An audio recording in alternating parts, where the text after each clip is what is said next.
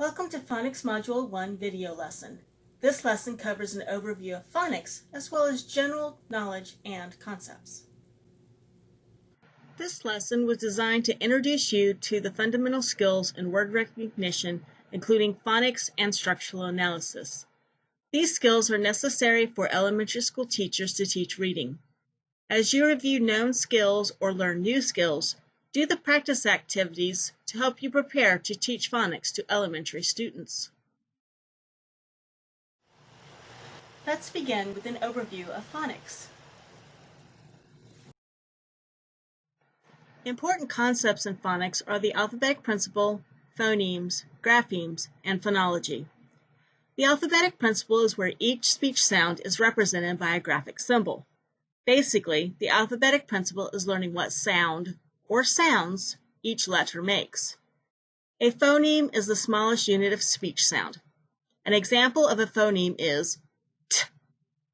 A grapheme is a written symbol of the phoneme. So the grapheme for the phoneme t is the letter T. Finally, phonology is the study of speech sounds. Phonics is a method of teaching students to read by correlating sounds with letters or groups of letters in an alphabetic writing system. Tompkins defines phonics as a set of relationships between phonology, the sounds in speech, and orthography, the spelling of written language. Phonics explains the relationship between phonemes and graphemes. Phonemes are the individual speech sounds. Graphemes are the written representation of phonemes. It is important that you know the meaning of the bolded terms here and throughout the lesson. There are 44 phonemes in the English language, which are represented by 26 letters, a mixture of vowels and consonants. The letters W and Y act as vowels when they are in the middle and end of syllables and words. We will look more into these letters in the phonics module on vowels. Phonemic awareness, discussed in a previous lesson, is related to phonics, and when used in phonics instruction, it is the ability to separate words into sounds and blend sounds into words. Unfortunately, research has shown that students with low phonemic awareness generally struggle in school. Let's return to the terms phoneme and grapheme. A phoneme is the smallest unit of sound that distinguishes one word from another. Another example of a phoneme is in your reading, when you come across a letter with slash marks right before and right after it, that is representing the phoneme, not the letter. The grapheme is the written representation of the phoneme. As the phoneme is the unit in the sound system, the grapheme is the unit in the written code. The words grapheme and letter are not synonymous. A grapheme never consists of less than a letter, but it may consist of more than one letter.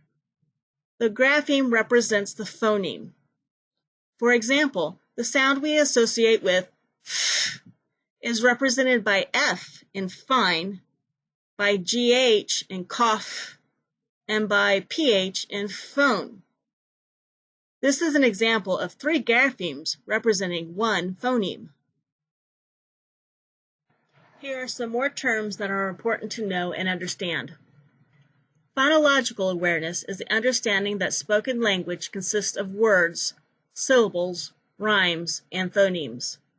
It is also the ability to act on this understanding. Phonological awareness is an umbrella under which some other phonics concepts fall. Phonemic awareness is under this umbrella and refers only to the understanding that spoken words are composed of phonemes and the understanding that individual phonemes, when blended together, form meaningful words. Phonemic awareness is mostly auditory. Segmenting is separating a large unit of spoken language into smaller units. Separating pig into p, g is an example of segmenting. Blending is combining the smaller units of language together to pronounce a larger unit, combining p with ig to produce pig, or combining k, a, t to produce cat illustrates blending. Students who have developed word awareness can separate a sentence into words.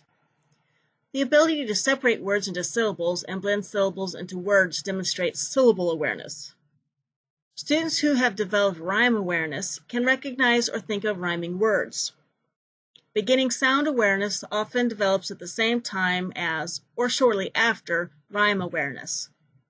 Students who are aware of beginning sounds understand that s is a beginning sound in set. In phoneme addition, students attach one or more phonemes to a word or word part. These students can add to an to make a new word, man. Phoneme deletion is removing one or more phonemes from a word. Here, students start with seat and remove the s to make eat. In phoneme substitution, students remove one or more phonemes from a word and replace them with one or more different phonemes. This is when students take the word can, replace the k with and have man. A digraph is when two letters are used to represent a single sound. Digraphs can be either consonants or vowels. The four most common digraphs are ch, as in chair, sh, as in shell, th, as in both, and wh, as in whale. An example of a vowel digraph is the AI in nail. Diphthongs are always vowels and are when two vowels glide together to form one sound. There are three in the English language. Be careful though, sometimes these combinations are diphthongs and other times they are vowel digraphs. It all depends on how they are pronounced.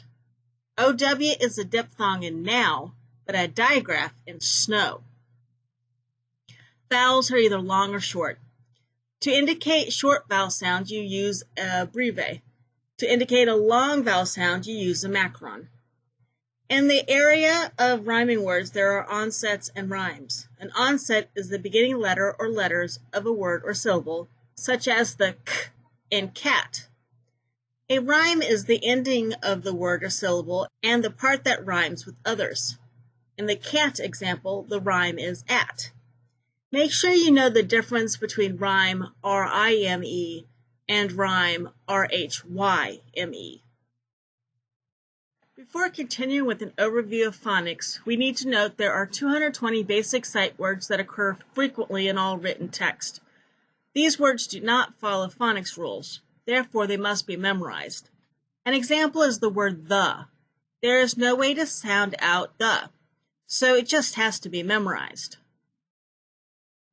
When teaching phonics, effective teachers give beginning readers many opportunities to use phonics to learn words and encourage students to pay attention to meaning while identifying the new words in text. Phonics instruction is most effective when it is done early, intensely, directly, and systematically. It is not a standalone program and needs to be combined with instruction in reading comprehension. Phonics should be taught throughout the day and integrated with ongoing reading, writing, and spelling instruction. The ratio of time spent on real reading and writing to time spent on phonics instruction should be 3:1. Therefore, for every minute spent on phonics instruction, there should be 3 minutes spent on real reading and writing activities and instruction. Remember, a component of instruction is daily opportunities for students to apply the phonics skills they are learning in reading and writing activities. According to Gunning, there are two main approaches to teaching phonics, analytic and synthetic. The analytic approach is teaching students to analyze letter-sound relations in previously learned words to avoid pronouncing words in isolation. Generally, consonants are not isolated but are taught within the context of a whole word. The synthetic approach is teaching students to convert letters into sounds and blend the sounds to form recognizable words. In this approach, words are decoded sound by sound, and both consonant and vowel sounds are pronounced in isolation. However, phonics can also be taught by analogy, be embedded or systematic, or taught through spelling. Let's try some review practice questions. Fill in the blank. Phonemic awareness consists of the ability to blank words into their individual phonemes and blank individual phonemes together to form meaningful spoken words.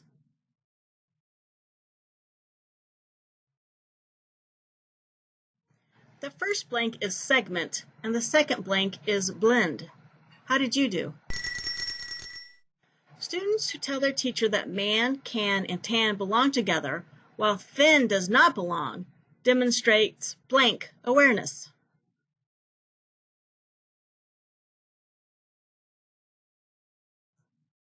The correct answer is rime. Give yourself a pat on the back if you got it correct. Students who have developed phonemic awareness realize that the blank they hear in spoken words are represented by the blank they see in written words.